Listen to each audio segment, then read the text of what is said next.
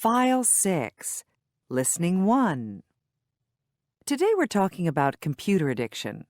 In recent years, some experts have identified this and described its symptoms as such things as obsessively checking email all the time, playing online games for hours and hours at a time, and neglecting work and family in order to spend time on computer activities. But can these things really be described as representing an addiction? Is there really such a thing as computer addiction?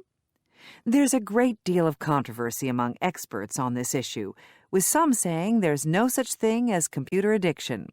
I'm talking to psychologist Colin Little. Colin, does computer addiction exist? Well, that's a tricky question. First of all, nobody can agree on a single definition of it.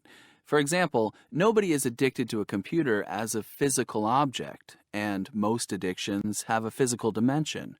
And there are an enormous number of reasons why they might be on the computer. Because of this, they might spend ages in front of it. It's hard to know which could be called an addiction and which couldn't. The matter is further complicated by the fact that the computer, of course, has a great many benefits. Unlike things such as illegal drugs, there are a lot of perfectly good reasons why someone might be spending a great deal of time using a computer.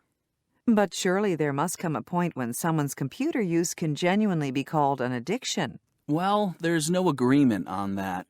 Even if someone is using a computer for very long periods for reasons other than work, this doesn't necessarily mean they have an addiction.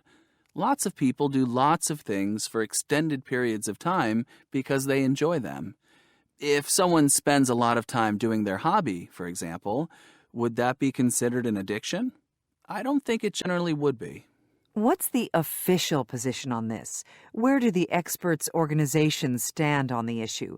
Do they think computer addiction exists? Well, neither the American Medical Association nor the American Psychiatric Association considers computer addiction to be a valid diagnosis, so no, they don't recognize its existence. Both organizations also decided fairly recently that computer game addiction, which some people felt could be classified as a genuine addiction rather than the more vague and general idea of computer addiction, should not be declared an actual addiction. So there's no official recognition of computer addiction in even specific and perhaps more obvious forms. What's your personal view? I think that whether or not computer addiction exists is connected with the effects of obsessive or lengthy computer use. If it causes someone to withdraw from the real world into an artificial world, if it causes them to keep away from friends and family, if it causes emotional problems in the form of bad moods, if it affects work performance. If any of these things happen, then I think there is a strong case for labeling this problem as computer addiction.